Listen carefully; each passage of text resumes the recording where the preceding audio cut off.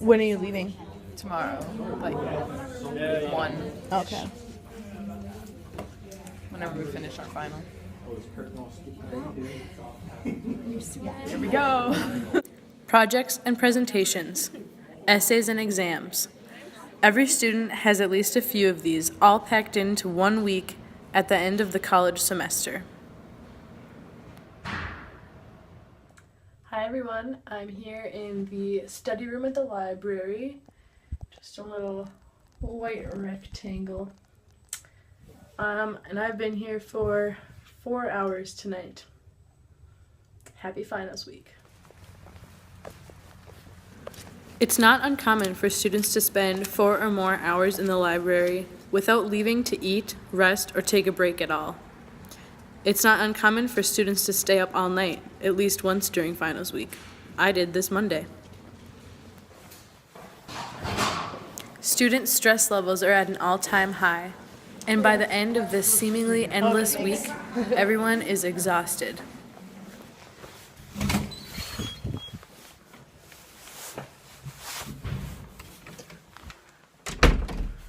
Finally back in my room. How do students cope with the pressure to do well in finals? Coffee. Coffee, coffee, coffee. My roommates and I kept track, and I think we drank 15 pots of coffee this week, including some handouts to friends who stopped by. Sometimes, staying up all night seems like the only option, and caffeine is the only way to do it. Or is it? According to the National Survey on Drug Use and Health, full-time college students ages 18 to 22 were twice as likely as people the same age who were not full-time college students to have used Adderall non-medically in the past year.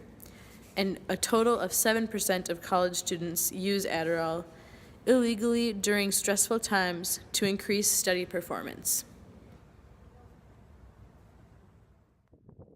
To be honest, I was surprised by this statistic and thought it would be much higher than 7%. One person that I interviewed said that they felt like Adderall was the only way they could survive finals week.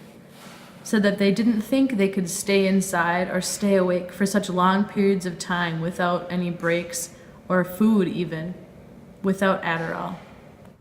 Here are some thoughts from another friend of mine that I interviewed about finals week. And finals week for me this year has been pretty laid back, pretty smooth, which is nice because you don't have that chaos and that pressure all around you, and that builds a lot of unneeded stress, because the unneeded stress basically de-inhibits you from concentrating fully on each thing one at a time. It's just an overwhelming overload, and that takes away from all of our students' abilities to perform to our best potential. So that's why I'm grateful for this year. My semester was nice, one at a time, very spaced out, and pretty laid back, and not too overwhelming. Nice. But Adderall, coffee, or not, staying inside for such long periods of time is not good for our bodies or minds. We need to move and breathe fresh air and eat good food and talk and laugh and do all of the things that make us human. Finals week doesn't leave time for these daily little de-stressors and can lead to bad habits like staying up all night, eating fast food, unhealthy snacks, or not eating at all, bad hygiene, chugging coffee, or de-stressing with alcohol or marijuana. I'm not trying to make any negative statements about how colleges educate or treat students. I just wanted to bring this to people's attention to raise some questions. Are the stress and harmful effects on the brain and body worth the grade? Is there a better way to assess what students have learned? Do students need to learn how to cope with stress without chemicals? Why do we go crazy over finals? Is it worth it?